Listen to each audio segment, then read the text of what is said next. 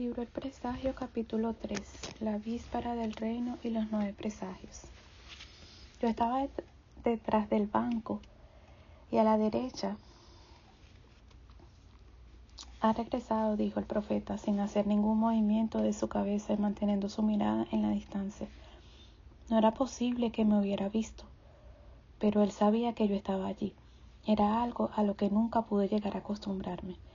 Estar con alguien que sabía que podía, en cualquier momento dado, atravesarte con una mirada. ¿Por qué?, preguntó él, aún mirando hacia las aguas. ¿Por qué ha regresado? ¿Por qué?, respondí. Usted es el único que puede darme la respuesta. ¿A qué?, preguntó. Al problema. ¿A qué problema? Al problema de usted. Yo no soy el único que puede responder el problema que soy yo, dijo él con una matiz de alegría en su voz. No lo sé, Nouriel. Me suena a paradoja. ¿Estoy equivocado?, pregunté. No, respondió. No está equivocado. Me uní a él en el banco. Fue solo entonces cuando él interrumpió su mirada para mirarme. ¿Pero está listo?, preguntó. ¿Para qué? La respuesta. Espero que sí. Entonces comencemos. Usted es periodista. ¿Trajo un cuaderno o una grabadora? Una grabadora. Bien, dijo él. Pensé que tendría una. Enciéndala. Yo saqué la grabadora del bolsillo de mi abrigo y presioné la tecla de récord. Desde entonces, tuve aún más cuidado de asegurarme de no salir nunca a ningún lugar sin ella, por si acaso. Entonces grabó todo lo que el profeta le dijo, preguntó Ana. Prácticamente todo. Grabaciones del profeta. No es un mal título para un libro.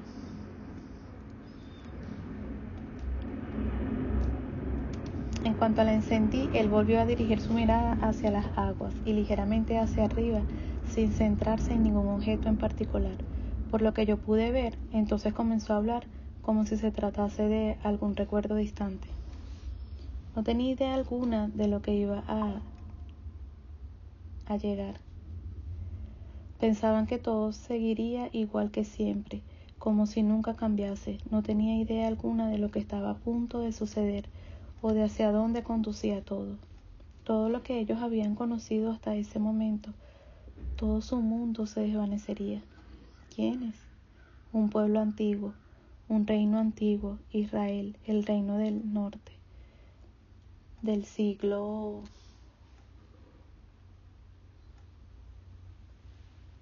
VIII, creo, antes de Cristo. Ellos deberían haberlo sabido. Todo estaba ahí desde el principio, pero no lo olvidaron. ¿Qué olvidaron? Su propósito, su fundamento, aquello que los hacía únicos. Ninguna otra nación había sido llamada a nacer para la voluntad de Dios, o había sido dedicada a sus propósitos desde su concepción. Ningún otro pueblo había recibido un pacto, pero el pacto tenía una condición: si ellos seguían los caminos de Dios, llegarían a ser más benditas de las naciones. Pero si se alejaban y daban la espalda a los caminos de él, entonces sus bendiciones serían apartadas y sustituidas por la calamidad, como ellos hicieron y como fue. Pero ¿por qué se alejaron si se les había dado tanto? Es un misterio, dijo el profeta, un tipo de amnesia espiritual. Cuando comenzó, ellos seguían utilizando el nombre de Dios, pero cada vez con menos significado. Entonces comenzaron a mezclarlo y confundirlos con los dioses de las naciones. Y después comenzaron a volverse contra él, sutilmente al principio, después abiertamente y luego descaradamente, apartándole de su vida nacional y poniendo sus ídolos para llegar al vacío.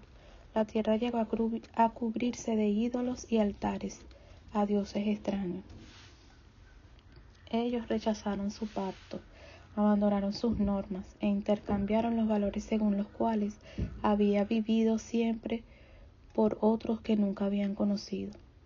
Espiritualidad por sensualidad, santidad por blasfemia y justicia por interés propio. Se apartaron a sí mismos de la fe sobre la cual su nación había sido establecida y se convirtieron en extraños para Dios. Y en cuanto a sus más inocentes, sus niños pequeños, le ofrecieron como sacrificio. Literalmente, pregunté. Literalmente mataron a sus propios hijos sobre los altares de Baal y Molot, sus nuevos dioses. Hasta ese punto descendieron. Todo estaba boca abajo. Lo que anteriormente había conocido como correcto, ahora lo consideraban desfasado, intolerante e inmoral. Y lo que anteriormente había conocido como inmoral, ahora lo defendían y lo celebraban como sagrado. Ellos se transformaron asimismo en sus enemigos del Dios que antes adoraban y de la fe que antes seguían, hasta que la mención misma del nombre de Él fue prohibida en sus plazas públicas, y sin embargo, a pesar de todo eso, Él era misericordioso y los llamaba una y otra vez. Por medio de los profetas Elías, Eliseo, Oseas y Amós, rogándoles, advirtiéndoles, llamándoles a regresar. Pero ellos rechazaron el llamado y declararon la guerra a los que permanecían fieles. Los catalogaron de problemáticos, irritantes, peligrosos y finalmente enemigos del Estado. Fueron marginados, vilipendiados, perseguidos e incluso cazados, y así la nación se volvió sorda al llamado de quienes intentaban salvarlos del juicio. La alarma tendría que ser más fuerte y las advertencias más severas. Ellos entraron en una nueva etapa. Las palabras de los profetas entonces se unieron al sonido de la calamidad. Dios retiró el vallado. ¿Qué vallado?, pregunté. El vallado que Él había puesto alrededor de ellos, el vallado de protección, de seguridad nacional, que les mantenía seguros hasta el momento.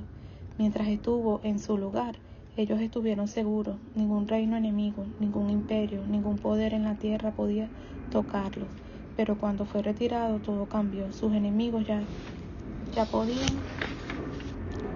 entrar, abrir brecha en su tierra y entrar por sus puertas. Fue una nueva fase, mucho más peligrosa que antes. Así comenzaron los tiempos de las calamidades y temblores, y tiempos de la advertencia final. Y cuando sucedió todo esto, cuando fue retirado el vallado, en el año 732 a.C. Quizás me estoy perdiendo algo, dije, pero ¿qué tiene que ver todo esto, lo que sucedió hace 2500 años, con nada, con el presente? ¿Qué tiene que ver con el que por qué está usted aquí y el por qué estoy yo escuchando todo esto? Cuando nos encontramos por primera vez, usted dijo que no se trataba de una antigua nación, pero hasta ahora lo único que he hablado es de una antigua nación. Dije, no para una antigua nación, eso es diferente. Pero ¿por qué está hablando de una antigua nación? Porque a menos que entienda lo que sucedió antes, nunca entenderá lo que está sucediendo ahora. Ahora, entonces es cierto tipo de clave. Una clave para el momento designado para que se dé la palabra y para que salga el mensaje, pero no para una antigua nación. Entonces, ¿para qué? ¿Para qué nación? Él se quedó en silencio. Volví a preguntarle, entonces, ¿para qué nación? Fue entonces cuando lo pronunció. Estados Unidos. Dijo, ahora para Estados Unidos. Tras decir eso, se levantó del banco y caminó hacia las aguas. No podía dejar las cosas así y lo seguí hasta allí. ¿Todo esto tiene que ver con Estados Unidos? Sí. Entonces es el momento designado para Estados Unidos, para que un misterio sea revelado y un mensaje sea entregado a Estados Unidos. Sí. Pero ¿qué tiene que ver Estados Unidos con la antigua Israel? Israel era la única entre las naciones en cuanto a que fue concebida y dedicada en su fundación para los propósitos de Dios. Muy bien, pero hubo otra, una civilización también concebida y dedicada a la voluntad de Dios desde su concepción. Estados Unidos, de hecho, quienes pusieron sus fundamentos, los padres fundadores. No mucho antes de los padres fundadores, quienes establecieron los fundamentos de Estados Unidos lo veían como una nueva Israel, una Israel del nuevo mundo, y como la antigua Israel, lo veían en un pacto con Dios. ¿Y qué quiere decir eso? Quiere decir que en su ascenso o su caída dependería de su relación con Dios. Si seguía sus caminos, Estados Unidos llegaría a ser la nación más bendita, próspera y poderosa de toda la tierra. Desde el principio mismo lo predijeron, y lo que ellos predijeron se lo hizo realidad. Estados Unidos se elevó hasta alturas que ninguna otra nación había conocido jamás. No es que no tuviera faltas ni pecados, sino que aspiraba a cumplir su llamado. ¿Qué llamado? Ser un canal de redención, un instrumento de los propósitos de Dios, una luz para el mundo. Dio refugio a los pobres y necesitados del mundo y esperanza a sus oprimidos. Hizo frente a la tiranía, luchó en más de una ocasión contra los oscuros movimientos del mundo moderno que amenazaban con tragarse la tierra. Liberó a millones y a medida cumplió su llamado o aspiró a hacerlo. Se convirtió en la nación más bendita, más próspera, más poderosa y más respetada de la tierra, como sus fundadores habían profetizado. Pero viene un pero, ¿verdad? Sí, respondió él. Siempre había otra parte del pacto. Si el antiguo Israel se apartaba de Dios y daba la espalda a sus caminos, sus bendiciones serían apartadas y sustituidas por maldiciones. Pero no estaba Israel rodeada de naciones mucho peores, sin concepto alguno de Dios ni código moral, pregunté. Entonces, ¿por qué Israel sería juzgada? Porque a quien mucho se le da, mucho se le requiere. Y ninguna nación había recibido nunca tanto, ninguna había sido tan bendecida espiritualmente. Por tanto, las normas eran más elevadas, había más en juego, y el juicio, cuando llegase, sería más severo. Y Estados Unidos, dije, y Estados Unidos ha hecho mucho bien, y no hay pocas naciones que sobrepasen con mucho cualquiera de sus fallos o pecados, pero ninguna nación en el mundo moderno ha recibido nunca tanto. Ninguna ha sido tan bendecida. A quien mucho se le da, mucho se le requiere. Si una nación tan bendecida por Dios se alejase de él, entonces ¿qué? ¿Sus bendiciones serían sustituidas por maldiciones? Sí. ¿Y se ha vuelto Estados Unidos contra Dios? Pregunté. Se ha vuelto y se está volviendo. ¿Cómo? Del mismo modo en que Israel se volvió. Comenzó con la complacencia espiritual, después confusión espiritual.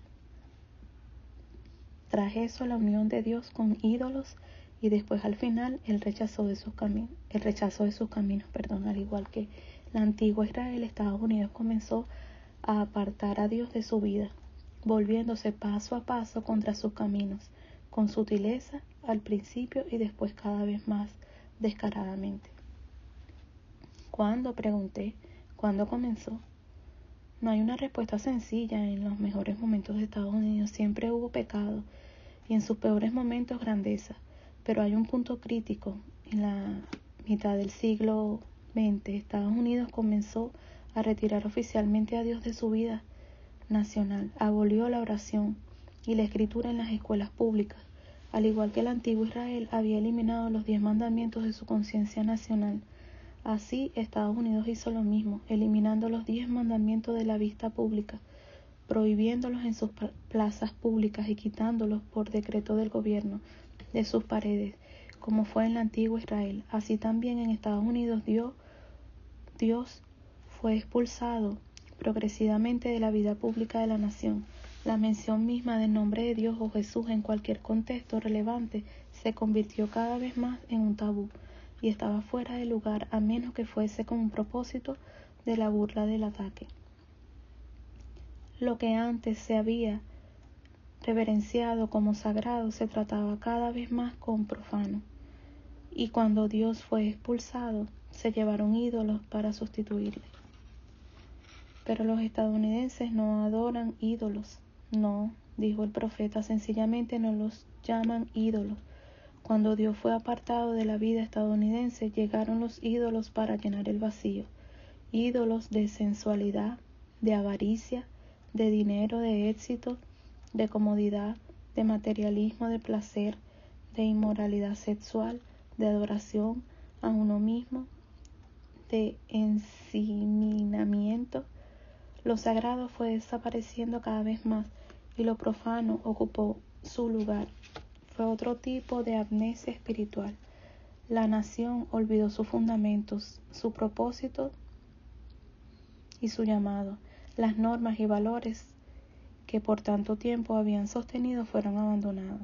Lo que antes se había conocido como inmoral, ahora era aceptado. Su cultura se fue corrompiendo paulatinamente, cruda y vulgar.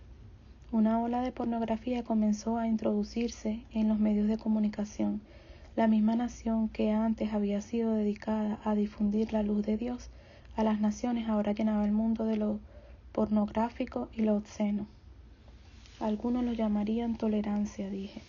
Sí, respondió él, la misma tolerancia que alcanzó al antiguo Israel, una tolerancia para todo lo que se oponía a Dios, una creciente tolerancia de la inmoralidad y una creciente intolerancia de lo puro, una tolerancia que se burlaba, marginaba y condenaba a quienes permanecían fieles a los valores que ahora son descartados. La inocencia fue ridiculizada y la virtud fue vilipendiada. Se enseñó a los niños inmoralidad sexual en las escuelas públicas, a la vez que se prohibía la palabra de Dios. Fue una tolerancia que se puso lo profano en el escaparate público y eliminó las escenas de la natividad a la vista pública, contrabando como si de algún modo se hubieran convertido en una amenaza, una tolerancia extrañamente intolerante. Pero aún así, dije yo, ¿cómo se compara todo eso con lo que sucedió en la antigua Israel? Estados Unidos no ofrece a sus hijos sobre altares de sacrificio. No lo hace, dijo él.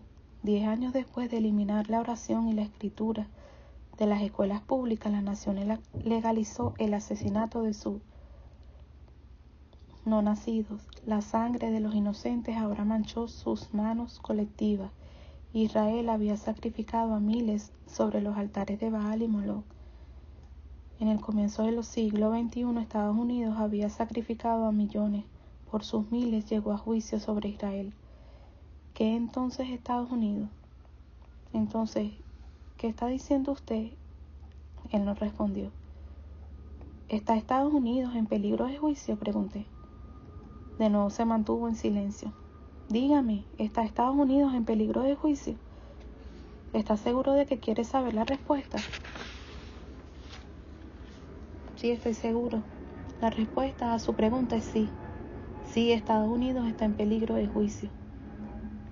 Yo no respondí de inmediato. Intentaba plantear una defensa. Finalmente dije, no puede ser tan malo como lo era en el antiguo Israel.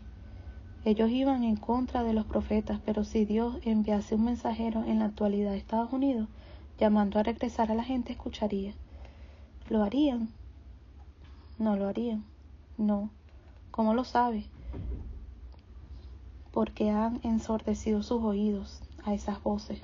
Por tanto, al igual que en el antiguo Israel, la alarma tendría que sonar más fuerte y el llamado ser más severo. ¿Y qué significa eso? Significa que Estados Unidos entraría en una nueva etapa. ¿De qué? De lo que le sucedió a Israel, respondió él. El vallado. La eliminación del vallado de protección de la nación. ¿Y qué significaría si algo como eso sucediese? Hubo una larga pausa antes de que él respondiera eso. Ya ha sucedido. ¿Qué quiere decir? El vallado de Estados Unidos ya ha sido eliminado y se ha manifestado los 9 presagios. ¿Los 9 presagios? Los 9 presagios que se manifestaron en el antiguo Israel en los últimos tiempos de la nación. Cada uno era una señal, cada uno era una advertencia de juicio, de su final, los 9 presagios de juicio. No lo entiendo. Todo está sucediendo otra vez según el mismo patrón, según el juicio de la antigüedad de Israel, del antiguo Israel. Los 9 presagios que aparecieron en los últimos tiempos del antiguo Israel ahora están apareciendo en Estados Unidos. Apareciendo en Estados Unidos. Cada uno de estos se ha manifestado en el suelo estadounidense. Cada uno contiene un mensaje profético y sobre ellos prende el futuro de la nación. No lo entiendo. No tiene que entenderlo, todo será revelado.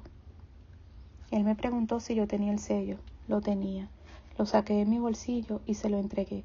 Entonces él abrió su otra mano para revelar el otro sello, el mismo que tenía el día que nos conocimos, y lo puso en mi mano.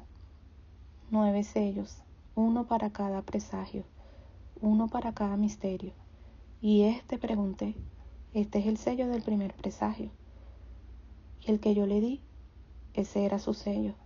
Pero el de los sellos, de los presagios, hay otros 8.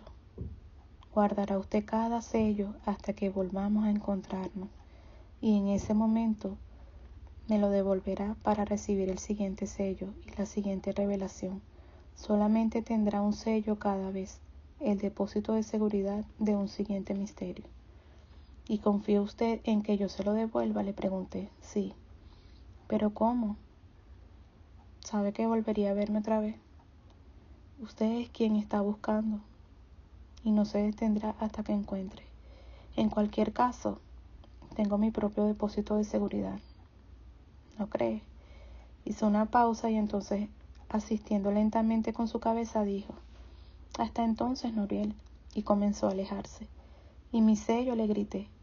Le será devuelto cuando hayamos terminado, respondió sin detenerse ni girar su cabeza.